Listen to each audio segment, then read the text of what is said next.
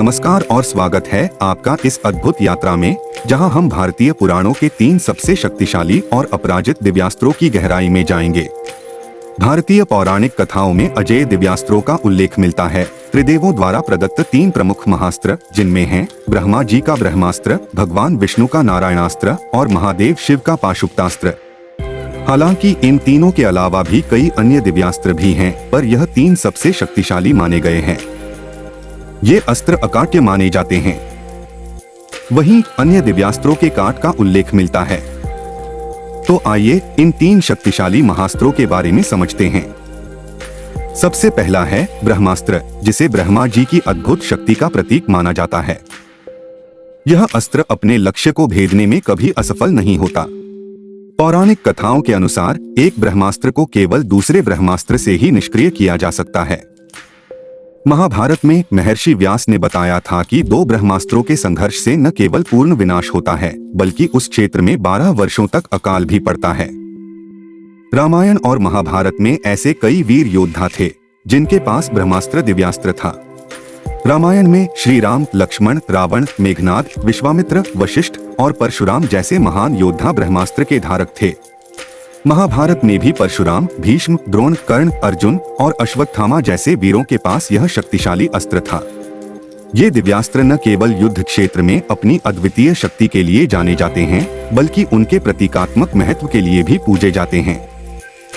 दूसरा अस्त्र है नारायणास्त्र, जो भगवान विष्णु की असीम शक्ति का प्रतीक है। इस अस्त्र का प्रतिरोध करने की क्षमता किसी भी अन्य अस्त्र में नहीं पाई जाती।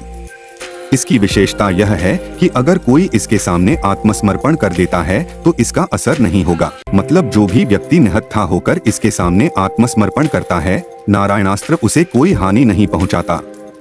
महाभारत की एक घटना में जब अश्वत्थामा ने इस शक्तिशाली अस्त्र का प्रयोग किया, तब श्री कृष्ण ने सभी योद्धाओं को आत्मसमर्पण की सलाह दी। सभी ने उनके निर्देशों का पालन किया, सिवाय भीम के, जिन्हें बाद में श्री कृष्ण ने बलपूर्वक आत्मसमर्पण करवाया, जिससे उनके प्राणों की रक्षा हुई। रामायण में भी इस अस्त्र का उल्लेख है, जहां मेघनाद, श्री राम और परशुराम इसके धारक बताए गए हैं। अंत में चर्चा करते हैं पाशुपतास्त्र की, जो भगवान शिव की असीम शक्तियों का प्रतीक है। यह एक अतुलनीय और अपराजेय दिव्यास्त्र माना जाता है। यह अस्त्र इतना शक्तिशाली है कि इसका मुकाबला कोई भी अन्य अस्त्र या विधि नहीं कर सकती।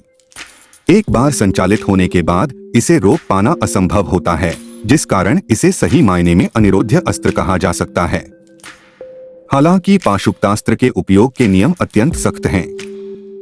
इस नियम के अनुसार इस अस्त्र का प्रयोग अपने से कमजोर शत्रु पर नहीं किया जा सकता। यदि इस नियम का उल्लंघन होता है तो अस्त्र चलाने वाले का ही विनाश हो सकता है।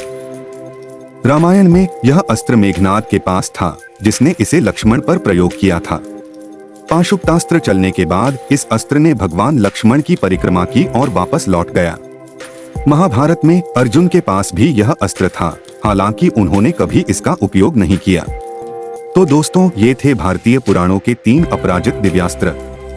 इनकी शक्तियां और कथाएं हमें न केवल भारतीय संस्कृति की गहराई से रूबरू कराती हैं, बल्कि ये हमें आध्यात्मिक और दार्शनिक ज्ञान भी प्रदान करती हैं। आशा करता हूँ आपको ये वीडियो पसंद आया होगा। कृपया लाइक करें, शेयर करें और अधिक रोचक जानकारी के लिए हमारे चैनल को सब्सक्राइब करें।